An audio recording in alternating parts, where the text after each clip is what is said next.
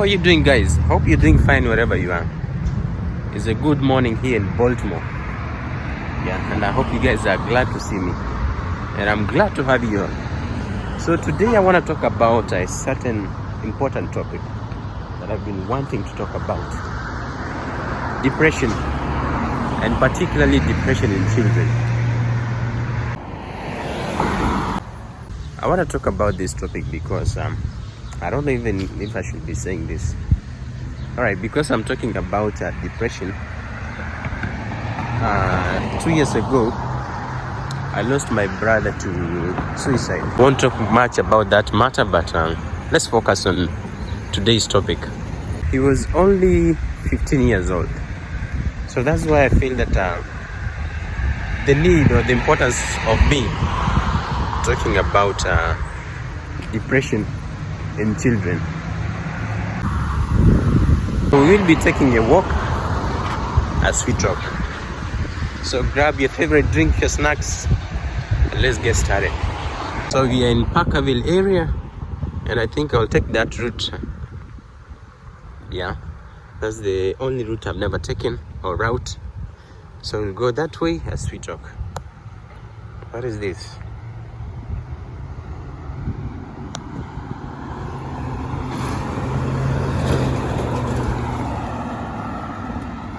Right. The time I saw police here. Yeah, there were a bunch of police here. And someone told me there was something like a homicide. Those cases are so rampant nowadays. People no longer respect human life. People downplay depression. I have heard people, especially when it comes to men, saying that as a man, why are you depressed? A man is not supposed to be depressed. What I tell you, depression is a disease. Just like heart disease is to the heart, depression is to the brain. So when someone is depressed, they are actually sick. What is depression? Yeah, it's normal for people to feel sad. It's normal for people to feel demoralized. But that doesn't mean that you are depressed. When they feel a little bit sad, oh, I feel depressed. Let's take this example. For example, you want to go on a stage, right? And you say, I feel a little bit anxious or nervous on getting to that stage. It doesn't mean that you have anxiety disorder. No, you are just anxious for the moment. Yeah? Feeling sad for 2 or 1 day or some few hours, that does not qualify as a depression, or that is not depression. When is someone diagnosed to have a depression? Diagnosis is made after you have experienced the symptoms for at least 2 weeks. So what are these symptoms? So symptoms of depression include, but are not limited to, avoiding friends or avoiding or ditching the activities that you usually enjoy. Yeah, feeling of hopelessness or emptiness, trouble sleeping or excessive sleeping, low energy or loss of mood, or you are demoralized, and then loss of appetite or binge eating. Cross this road first.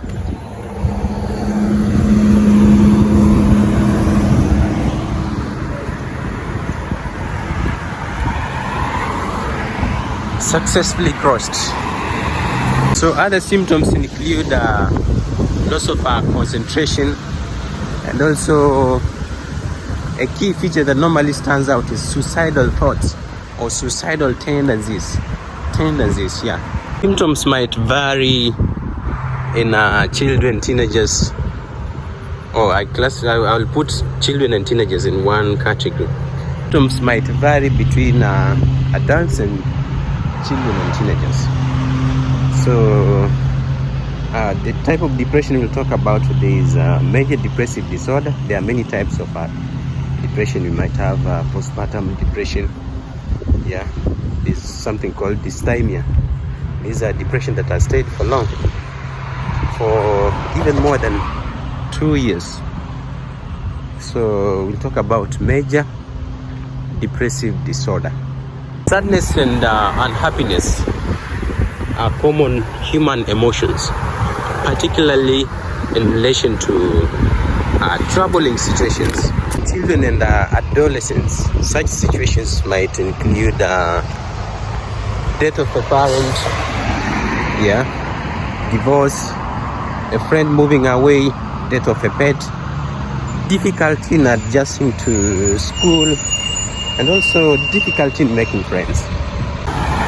Sometimes these feelings of sadness or unhappiness might persist for longer, out of proportion, more than expected. So in such cases, if these feelings affect day-to-day functioning, these children might have depression. And I told you these symptoms, you must have experienced them for at least 2 weeks. This tree has fallen down. Oh, poor tree. That's the end of your life, man. Look at this, man. It wasn't that deep-rooted. The roots were just shallow. Anyway, let's continue rolling. You had no business with the tree. Trees can help block the effects of strong winds. This might be a strong wind that uprooted the tree. And also the roots were very shallow. Like adults, some children might experience depression even when there's no unhappy things occurring in their life. So such children, you might say that maybe they have a family history of depression.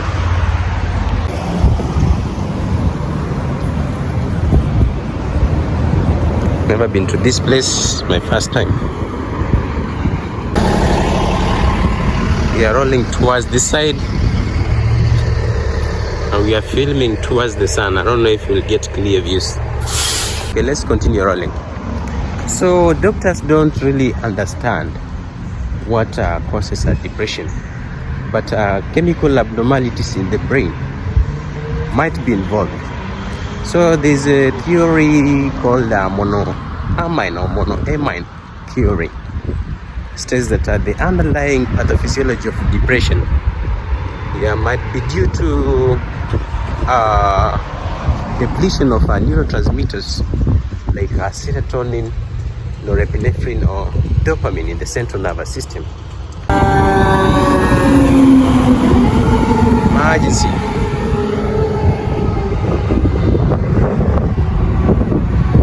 Pet clinic.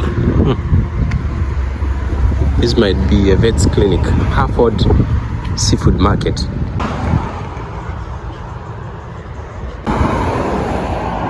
A tendency of developing depression might be inherited, and some factors or many factors, including life experiences like loss in early life, abuse, injury, domestic violence, or having survived through a disaster, and also genetic factors which we call vulnerability may contribute to development of depression in children.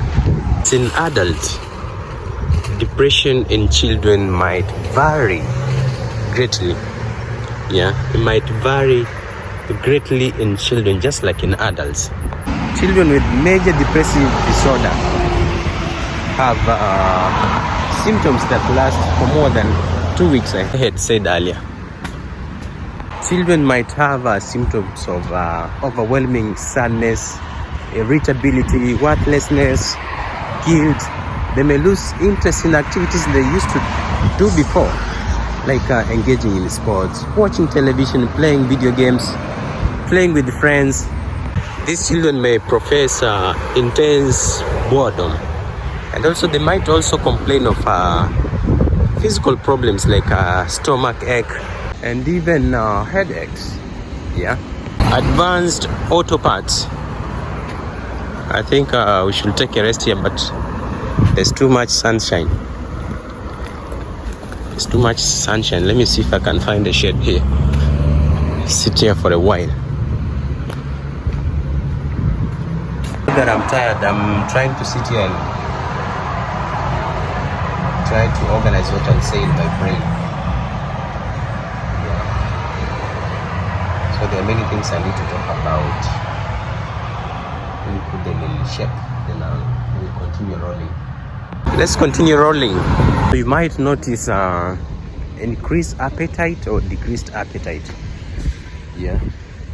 So the children might experience increased appetite or decreased appetite, and this might have substantial changes in weight. So growing children particularly, they'll be affected because they will not gain weight in a proper way. Yeah, this is a problem. The sleep may be affected. They'll have irregular sleep patterns, insomnia, or sleep for too long, or even have nightmares.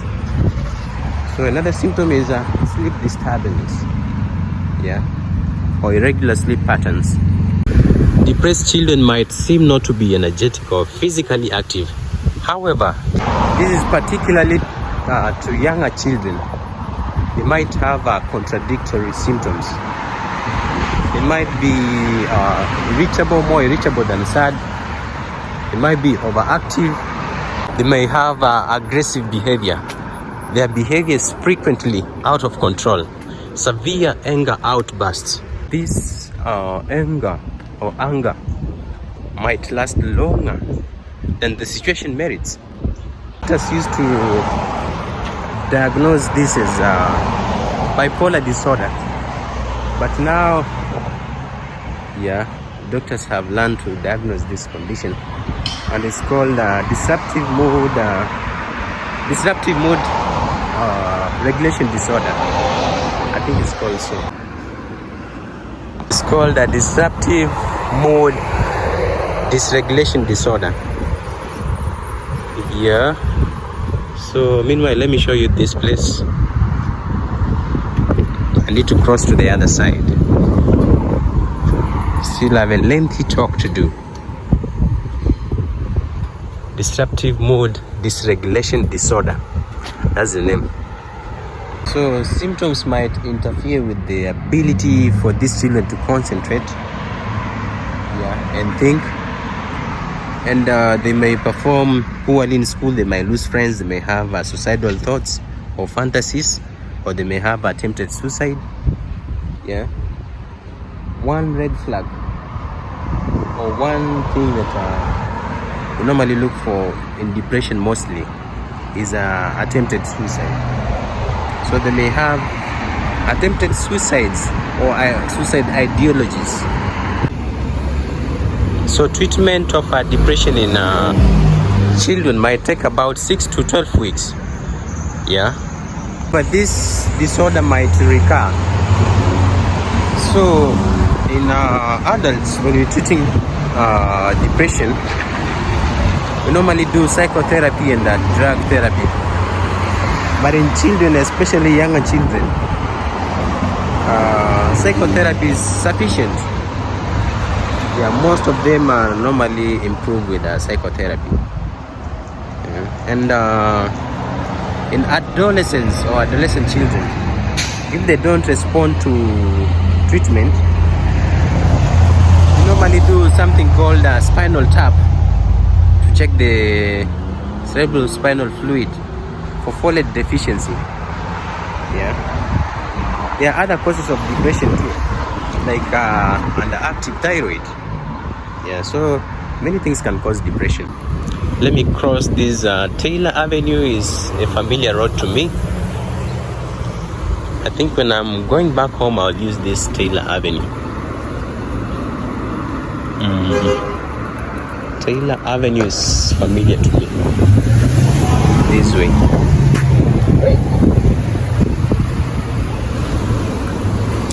Hello.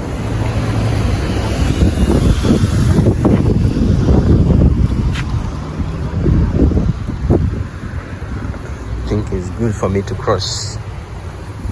So doctors normally diagnose depression in children by having an interaction or one-on-one interaction with the child, or get information from the parents, teachers. Sometimes they may use questionnaires, yeah, to help distinguish between depression and other mood-related disorders. So I met some good friends that have been driving me around. They dropped me back at the place where I was. If you remember, we had left here. So they dropped me here. So let's continue the conversation. So I think the relationship between parents and their children has been drifting apart. Yeah. And this also contributes to depression. How? Parents have been detached from their children. One of the most precious gifts a parent can give to their children is presence. Most parents nowadays are detached from their children. It happens a lot, be it in Africa, America, be it in Europe, Asia. Parents have been detached from their children. Take for example where I come from in Africa. Parents have entrusted teachers with the responsibility of taking care of their children, which is supposed to be vice versa. Parents should take care of their children. So when children are sent to school, these parents assume that children are safe in the hands of the teachers. Let me tell you that a school has about 600 to 1,000 students. So it will be very hard to keep track of one child. So they might experience bullying, they might be harassed, they might experience or they might be molested. These things do happen. I went to boarding school, and I can assure you that being in boarding school, life is very difficult. Yeah. I was around 14, 15 when I was admitted in high school, boarding school. But at that age, I think I could take care of myself. Yeah, 15 is not bad for me. I could take care of myself. Boarding school might be extremely stressful to children who are younger. You might find that parents take children as young as 10 years to 12 years, yeah, to boarding schools. You might have good reasons for taking your child to boarding school. Maybe you want them to get more time for their studies, because when they're at home, maybe they might be distracted.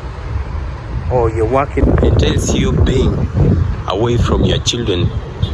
You see that it's better for them to be in boarding school where they'll be under supervision of a teacher, or be in company of other students. You might have good intentions. Boarding schools are not bad. They might help children to be thoroughly disciplined in their life, have new experiences, and teach them very different ways to navigate in life. They are not bad, but most of the times, not many children can cope in boarding schools.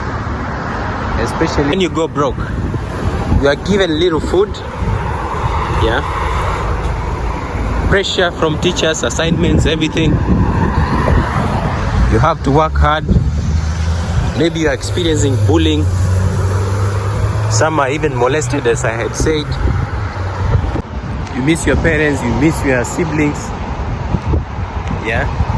So you find that it's very hard for many students to cope in boarding schools.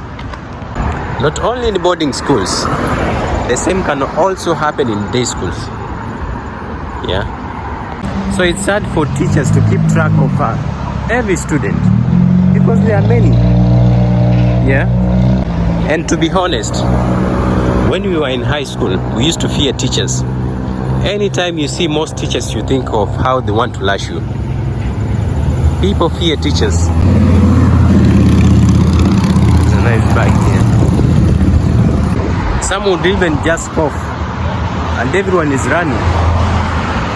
Everyone is running just by coughing, or by the sight of a certain teacher.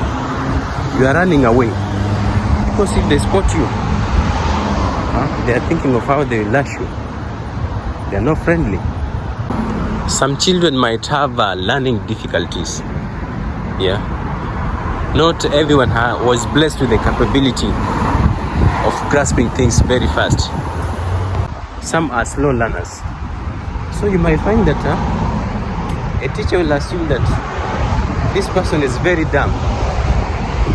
He or she doesn't grasp anything. The only way to make them grasp things or learn is by lashing them. So you find that this person is used to being lashed. Yeah. They never improve.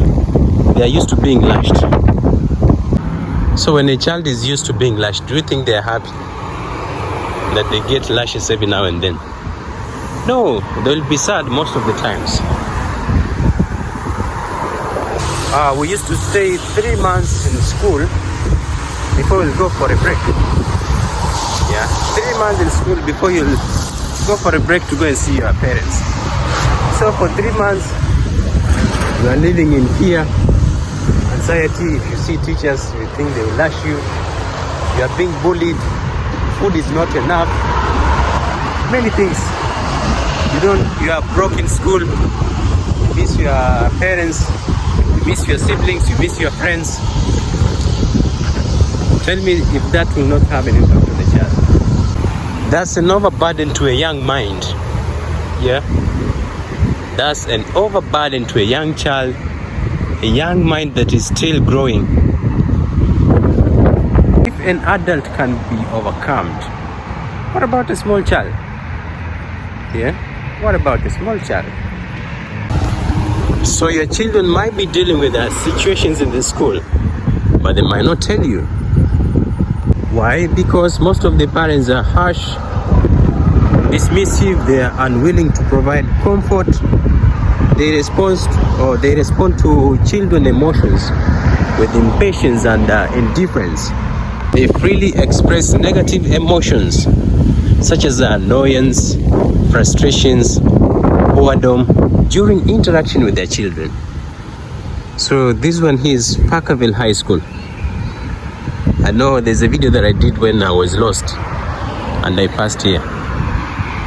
Maybe I will upload it. I'll upload it later after this one. So I'll upload this one first. You can see some people doing exercise. Yeah, there's a field here. If you feel like doing exercise, there's a field here. You can come take a walk. And I think I'll join them. It seems fun. But let me finish my talk first. When I finish, then I'll join them. I also need to do this.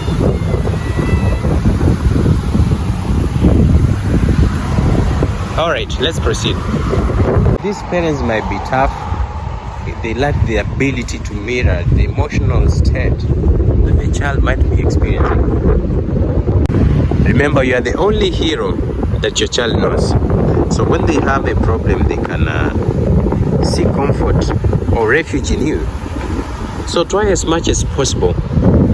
Be that place where they can seek refuge or comfort in. I like little children. When you ask them, who is the strongest person in the world? Probably they'll tell you that their dad is the strongest person in the world.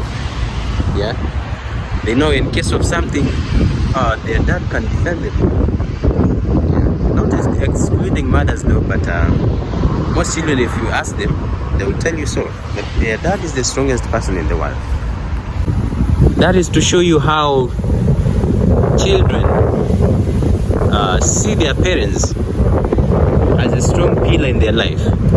Yeah, they see parents as protectors, a place where they can vent their problems. Yeah, I know our parents work hard. They get up early in the morning, go to work, and they may come very late in the evening. Yeah, after work they are tired, they need to rest. I understand, but try as much as possible to find time for your children. It's very important. It won't take much of your time to ask your child, how was school today? You seem sad or you seem demoralized. Is something going on?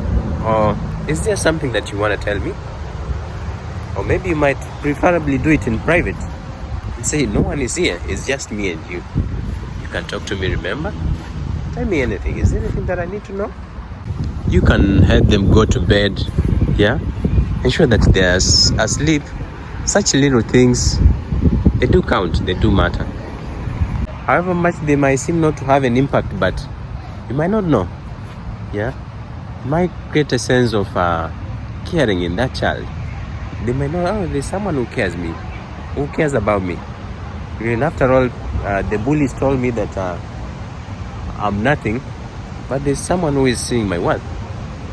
Spend time together, even if it means on weekends. Yeah, do activities together. Exercise together, go shopping together.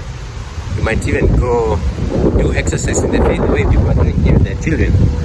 Go exercise together. Walk in a park. Yeah, go and relax in a park. Go and watch movies. Yeah. Look for places to visit like museums. Yeah, just do activities together. Don't let the relationship between you and your children cool off.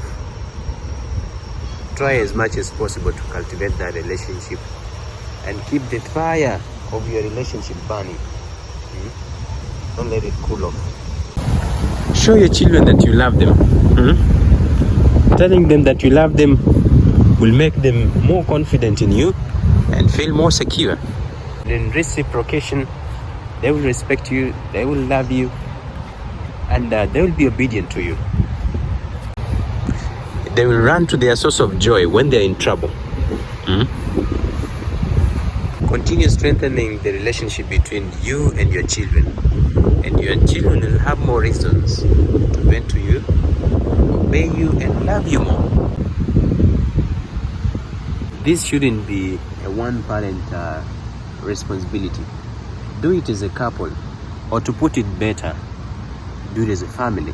Spend time together. Your family will less likely drift apart, even if it means buying time off your busy schedules. And above all, don't forget to seek God's guidance. Yeah? Making part of your family. Pray together and seek His guidance.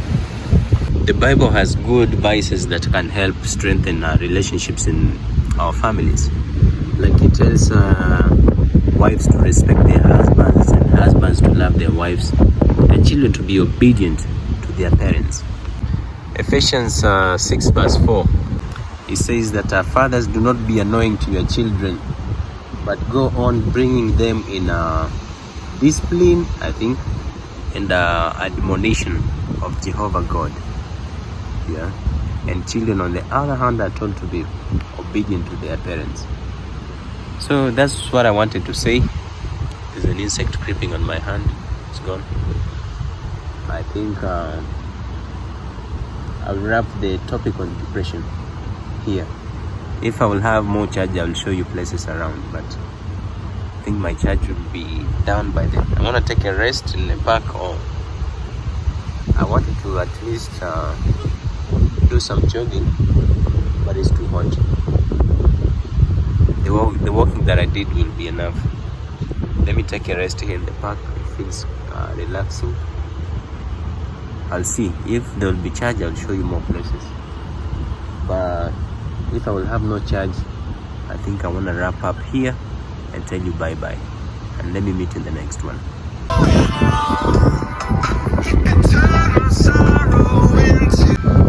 I decided to join them, although I'm used to strenuous exercise, but let me try this light exercise. But I've been walking the whole day. Anyway, let me do it.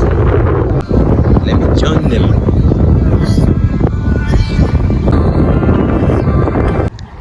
This makes me happy. When I see people exercising like this, it surely makes me happy. It surely makes me happy. So this is Parkville High School. Parkville. Maybe I'm pronouncing it bad. Parkville High School. It's a beautiful school.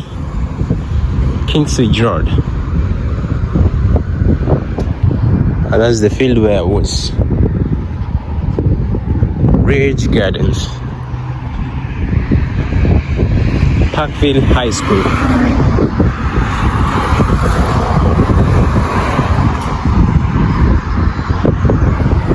Beautiful school indeed.